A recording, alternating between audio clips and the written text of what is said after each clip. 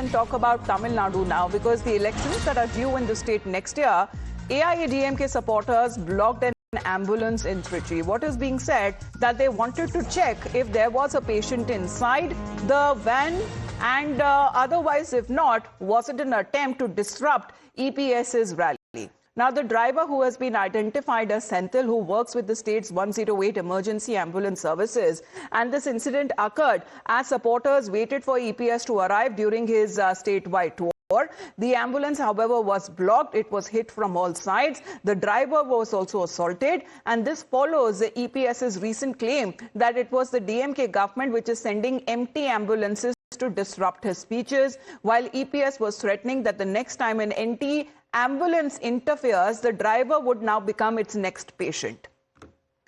Well, let's get in a word now from Dharini. Now, Dharini, this is a big threat because EPS seems to be accusing DMK of disrupting his rallies. Just a few days back, AIADMK General Secretary Palnisamy alleged that the DMK government is sending empty ambulances to disrupt the public speeches, and he also went on to issue an open threat that the next time an ambulance without a patient is trying to pass through his rally, then the driver of the ambulance will end up becoming its patient. This happened a few days back, and yesterday in Thurayur, Trichy district of Tamil Nadu, several AIADMK supporters, hundreds of them, they were waiting for Palnisamy to arrive at the public meeting location. But an ambulance attempted to pass by the location. They can be seen surrounding this ambulance, trying to hit the ambulance from all sides. And the driver of the ambulance, Mr. Senthil, he is alleging that he was assaulted. A woman technician, she was also on board the ambulance, and she was 5 months pregnant, is what sources tell us.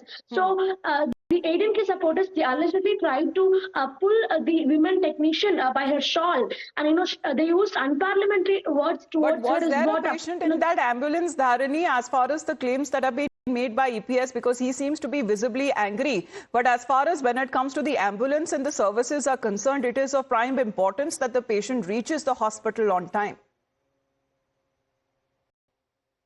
Dharini? Well, we've spoken to the ambulance's driver, and what he says is that he received an emergency call, that somebody had fainted in the AIADMK's public meeting. So he had come to the AIADMK public meeting venue to pick up this person who had fainted. That is when the AIADMK supporters, they have blocked the ambulance, surrounded the ambulance, and tried to hit the ambulance from all sides.